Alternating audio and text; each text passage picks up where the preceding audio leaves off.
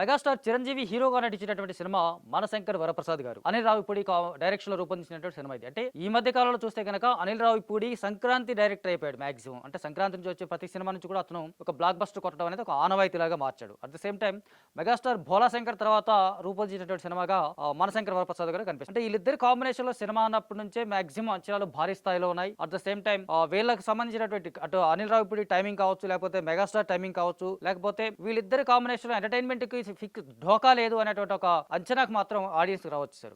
అది అందుకు తగ్గట్టుగానే సినిమాకి సంబంధించినటువంటి ప్రీ రిలీజ్ లో కావచ్చు, లేకపోతే ప్రమోషన్స్ కావచ్చు, లేకపోతే ఎలా చూసినా సరే ఒక భారీ స్థాయిలో అంచనాలు పెంచేలాగా ఈ సినిమాకి సంబంధించి కనిపిస్తుంది. మరి ఆ స్థాయిలో అంచనాలు అందుకుందా, లేకపోతే ఈ సినిమా ఎలా ఉండబోతుంది, ఈ సినిమా ప్రమోషన్స్ చెప్పినట్టుగానే సినిమా ఎంటర్టైన్మెంట్ మాత్రం ఫిక్స్ అయిపోయిందా, లేకపోతే మెగాస్టార్ చిరంజీవి టైమింగ్ అంతా పర్ఫెక్ట్ గా యూజ్ చేసుకున్నారనేది ఈ రివ్యూలో చూద్దాం. మనశంకర్ వరప్రసాద్ గారు కథ పరంగా చూస్తే గనక ప్రసాద్ ఎన్ఎస్సి కమాండో చీఫ్ గా కనిపిస్తుంటాడు. అతను ఒక సెంట్రల్ మినిస్టర్ దగ్గర పనిచేస్తూ ఉంటాడు. At the same time Sasirekha, ఆమె ఒక ఇద్దరు పిల్లలు ఉంటారు. వాళ్ళిద్దరి మధ్య విడిపోయేటటువంటి వాళ్ళిద్దరు భార్య భర్తలుగా విడిపోయి విడాకులు జరిగి ఉంటుంది వాళ్ళిద్దరికి సంబంధించి.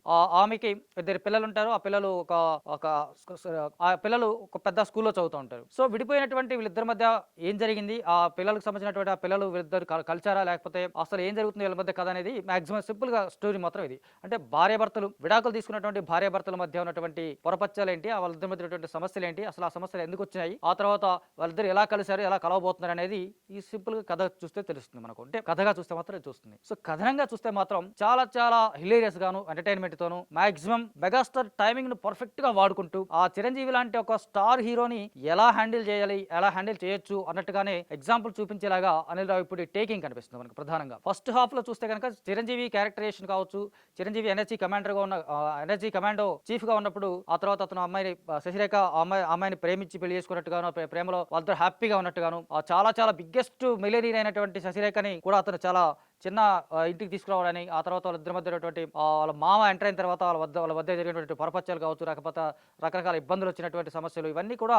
ఎంటర్టైన్మెంట్ తోని మాక్సిమం కవర్ చేసేలాగా ప్రయత్నం చేశారు. అంటే వినోదాత్మకంగా, అంటే చిరంజీవి ఎనర్జీ కమాండ్ అని చెప్పేసి చాలా చీఫ్ గా సీరియస్, ఎట్టి పరిస్థితుల్లోనూ సీరియస్నెస్ కనిపించకుండా, ఎక్కడా సీరియస్ అవ్వకుండా, ఎలాంటి బిగ్గెస్ట్ సంబంధించినటువంటి టార్గెట్స్ లేకపోవడం, సినిమాకి సంబంధించినటువంటి ప్రధానంగా ఎనర్జీ కమాండో కాబట్టి చాలా చాలా పెద్ద ఆపరేషన్స్ ఉన్నట్టు ఇవన్నీ కనిపించకుండా కేవలం ఎంటర్టైన్మెంట్ తోని, కేవలం వినోదాత్మకంగానే చూపిస్తూనే అటు నయనతార క్యారెక్టరేషన్ కావచ్చు, లేకపోతే మెగాస్టార్ క్యారెక్టరేషన్ కావచ్చు, వీళ్ళిద్దరి మధ్య ఉన్నటువంటి కెమిస్ట్రీ కావచ్చు, కెమిస్ట్రీ లాగా అన్నట్టుగా కనిపిస్తున్నట్టుగానే ఉన్నట్టు సినిమాది సీరియస్నెస్ మధ్య వీళ్ళిద్దరి మధ్య ఉంటుంది. ఆ సీరియస్నెస్ కెమిస్ట్రీ లాగా కనిపిస్తూ ఉంటుంది. అది చాలా చాలా బిగ్గెస్ట్ ప్లస్ పాయింట్ లాగా సినిమా కనిపిస్తుంది మనకు. నయనతార తండ్రికి సంబంధించినటువంటి అతని మీద ఒక భారీ అటాక్ జరుగుతుంది. అటాక్ తర్వాత మళ్ళీ ఎన్ఆర్జీ కమాండోస్ వాళ్ళంతా వీళ్ళ ఇంటికే రావడం అనేది చాలా ఎంటర్టైనింగ్ సరిపోయేలాగా, లేకపోతే కథాపరంగాను, లేకపోతే కథనం పరంగాను ఆకట్టుకునేలాగా రూపొందిస్తుంది. సో ఏదైతే మామగారు మీద అతనికి కోపం ఉందో, అతను విడిపోయినటువంటి భార్య మీద, లేకపోతే అతని మీద ఉన్నటువంటి ప్రేమ కావచ్చు, లేకపోతే భార్య విడిపోవడానికి కారణమైనటువంటి మామ మీద ఉన్నటువంటి కోపం వల్ల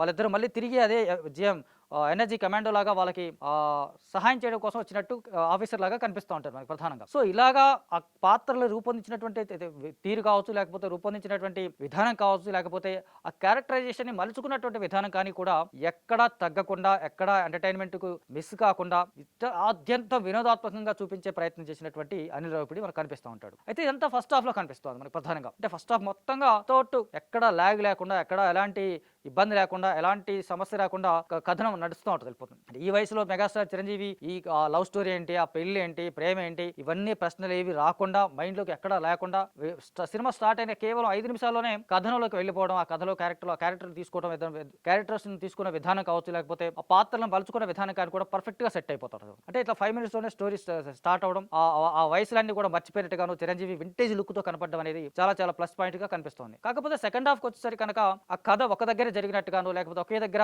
సాగిపోతున్నట్టుగాను కనిపిస్తూ అనేది కొంచెం ప్రధానమైనటువంటి మైనస్ లాగా కనిపిస్తూ ఉంటుంది. అంటే హీరోయిన్ క్యారెక్టరేషన్ ని అంటే విడాకులు తీసుకున్నటువంటి భార్యని కలుపుకోవాలన్నటువంటి ప్రయత్నం చేసినటువంటి భర్త, అట్ ద సేమ్ టైం ఆ తండ్రి మీద కోపంగా ఉన్నటువంటి పిల్లల్ని బుజ్జగించుకున్నటువంటి తండ్రి లాగా, ఇలా క్యారెక్టర్లు డిఫరెంట్ గా కనిపించడం అనేది ఉన్నట్టునే మొత్తం ఒక దగ్గరే సాగిపోతున్నట్టుగా కథనం అనేది కొంచెం ఇబ్బందికరంగా కనిపిస్తుంది సెకండ్ హాఫ్. అంటే సెకండ్ హాఫ్ లో కొంచెం లాగ్స్, అక్కడక్కడ లాగ్స్ ఉండడం, లేకపోతే డౌన్ అవ్వడం, క్యారెక్టరేషన్ డౌన్ అవ్వడం, లేకపోతే పాత్రలోని ఒకే ప్లేస్మెంట్‌లో జరగడం, క్యారెక్టరైజేషన్ అనేది కూడా కొంత సమస్యలాగా కనిపిస్తోంది. At the same time Venkatesh entry అనేది అద్దిరిపోయింది. అద్భుతంగా ఉంటది. వాళ్ళిద్దరి మధ్య ఉన్నటువంటి కెమిస్ట్రీ కావచ్చు, చిరంజీవితో మాట్లాడినటువంటి డైలాగ్స్ కావచ్చు, చిరంజీవితో ఉన్నటువంటి సీన్స్ కావచ్చు, ఇవన్నీ చాలా బ్యూటిఫుల్‌గా కనిపిస్తున్నాయి. బట్ కాకపోతే గనక వెంకటేష్ క్యారెక్టర్, నయనతారని తీసుకొచ్చినటువంటి క్యారెక్టర్, వీళ్ళిద్దరి మధ్య క్యారెక్టర్ మాత్రం చాలా ఫోర్స్‌డ్‌గా కనిపిస్తా ఉంటది మనకు. అంటే వెంకటేష్ పాత్రని చాలా ఫోర్స్‌డ్‌గా మలిచినట్టుగానే కనిపిస్తా ఉంది. లేకపోతే అది సహజంగా క్యారెక్టర్‌ని అమర్చుకునే విధంగా లేదు అనేది అన్నట్టుగా కనిపిస్తా ఉంది. అంటే అనిల్ రావిపూడి ఏదైతే హ్యాట్రిక్ సినిమా కొట్టాడు వెంకటేష్‌తో, కాబట్టి ఆ అనుబంధం వల్ల లేకపోతే అతనితో ఉన్నటువంటి పరిచయం వల్ల ఆ క్యారెక్టర్‌ని బలవంతంగా ఇరికించినట్టుగా కనిపిస్తుంది తప్ప సహజంగా కనిపించడం అనేది చాలా పెద్ద లోపం కనిపిస్తుంది. At the same time villain character కూడా చాలా బలహీనంగా కనిపిస్తా ఉంటది ఈ సినిమాలో. విలన్ పాత్ర చాలా గొప్పగా లేకపోవడం, ఆ క్యారెక్టర్ సంబంధించి గొప్పగా లేకపోవడం, ఆ క్లైమాక్స్ లో వచ్చేటువంటి ఫైట్ కూడా ఇవన్నీ కూడా ఫోర్స్ గా కనిపిస్తుంది. అంటే ఒక రకంగా చూస్తే కనుక సెకండ్ హాఫ్ లో కొంచెం అక్కడక్కడ లాగ్స్ ఉన్నట్టుగాను, లేకపోతే లో మూమెంట్స్ ఉండటం, లేకపోతే రకరకాలుగా సమస్యలు ఉండటం అనేది చాలా కనిపిస్తుంది. అట్ ద సేమ్ టైం అయినప్పటికీ కూడా చిరంజీవి లాంటి టైమింగ్ ఉన్నటువంటి ఆర్టిస్ట్ తోటి, అంటే మాస్ ఇమేజ్ ఉన్నటువంటి మెగాస్టార్ ఈ సినిమాలో కంప్లీట్ గా ఫ్యామిలీ స్టార్ గాను, లేకపోతే క్లాస్ ఇమేజ్ గాను కంప్లీట్ గానే మారిపోతాడు. ఆ టైమింగ్ తోని, ఆ టైమింగ్ సంబంధించిన అతని ఇన్వాల్వ్మెంట్ కావచ్చు, క్యారెక్టర్లు కావచ్చు, ఆ పాత్రలో ఇన్వాల్వ్మెంట్ కావచ్చు, లేకపోతే డైలాగ్స్ లో ఇన్వాల్వ్మెంట్ కావచ్చు, లేకపోతే అతని టైమింగ్ సంబంధించినటువంటి అతను చేసినటువంటి సూచనలు కూడా దర్శకుడు కూడా ప్లస్ అయ్యేలాగా కనిపించేలాగా మెగాస్టార్ కనిపిస్తూ ఉంటాడు మనకు మాక్సిమం. సో ఈ కారణంగా మనశంకర్ వరప్రసాద్ గారి సినిమాకి సంబంధించి ఎలాంటి తప్పులు ఉండకపోవచ్చు అన్నట్టుగానే అనిపిస్తూనే, అట్ ద సేమ్ టైం ఉన్నట్టుగానే కనిపించినా కూడా హీరో క్యారెక్టరేషన్ ప్రధానంగా హైలైట్ అవడం అనేది సినిమాకి బిగ్గెస్ట్ ప్లస్ పాయింట్ అయింది. ఆ కారణంగా ఈ Sankranti hit megastar block buster కొట్టాడు అని చెప్పినట్టుగానే అనిపిస్తుంది మనకు. సెకండ్ హాఫ్ లో ఉన్నటువంటి చిన్న లాగ్స్, లో పాయింట్స్ ఇవన్నీ పక్కన పెడితే కనుక మెగాస్టార్, వింటేజ్ మెగాస్టార్ ఎప్పుడు కనిపించడం, లేకపోతే ఆ వయసుకు సంబంధించినటువంటి ఆ ఏజ్ ఏజ్ కనిపించకుండా ఉండేలాగా మేక్ ఓవర్ కావచ్చు, లుక్ కావచ్చు, కట్అవుట్ కావచ్చు, ఎలా చూసినా సరే పర్ఫెక్ట్ గా చిరంజీవి 40s లోను 50s లోను లేకపోతే లేట్ 40s లో ఉన్నట్టుగానే క్యారెక్టర్ కనిపిస్తుంది మనకు ప్రధానంగా. ఆ కారణంగా చిరంజీవి అనేది ఒక మెగాస్టార్ సంబంధించినటువంటి ఆరా ఈ క్యారెక్టరేషన్ లో స్పష్టంగా కనిపిస్తుంది. అందుకే ఈ సినిమాకి బ్లాక్ బస్టర్ లేకపోతే సూపర్ హిట్, సంక్రాంతి హిట్ అనే ట్యాగ్ కూడా పడిందంటే కారణం Chiranjeevi. That is only the thing is megastar Chiranjeevi. So దర్శకుడిగా అనిల్ రావిపూడి గురించి మాట్లాడితే కనుక సెకండ్ హాఫ్ సంబంధించినటువంటి అతను ఈ మధ్య కాలంలో వచ్చినటువంటి సినిమాలో సెకండ్ హాఫ్ సంబంధించిన కొన్ని కంప్లైంట్స్ ఉన్నాయి. ఆ కంప్లైంట్ ఈసారి కూడా రిపీట్ అయినట్టుగానే ఉంది.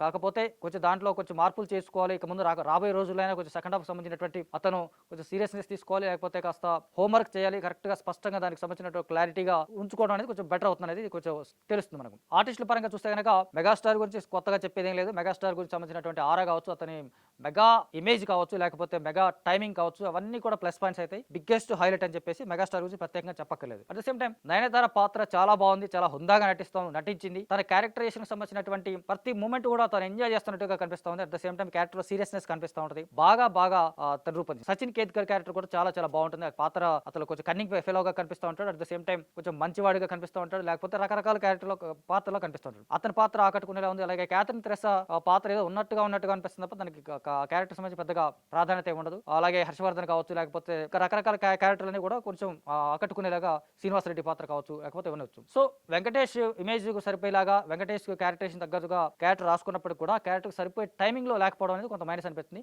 బట్ ఆర్టిస్ట్ పరంగా చూస్తే కనుక మెగాస్టార్ ఎలాగో వెంకటేష్ గారు కూడా నటన పరంగా ఎట్టి పరిస్థితుల్లో ఫస్ట్ నుంచి అవకాశం లేదు కాబట్టి వెంకీ కూడా అదరగొట్టేశారని చెప్పుకోవచ్చు సింపుల్గా. సో టెక్నికల్గా చూస్తే కనుక భీమ్ సిసిరోలియో పాటలు చాలా బాగున్నాయి. పాటలు ఆల్రెడీ సూపర్ హిట్ అయిపోయినాయి, బ్లాక్ బస్టర్ సాంగ్స్ అయిపోయినాయి ఆల్రెడీగానే.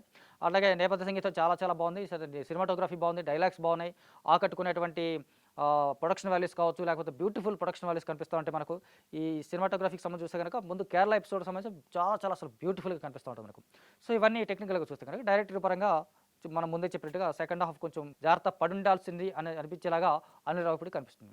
సో ఓవరాల్గా చూస్తే కనుక ఈ సంక్రాంతికి సంబంధించి ఒక మెగాస్టార్ బ్లాక్ బస్టర్ కొట్టే అవకాశాలు మాత్రం స్పష్టంగా కనిపిస్తూ ఉన్నాయి. సో కొట్టాడు అనుకునేలాగానే అనుకోవచ్చు మనం.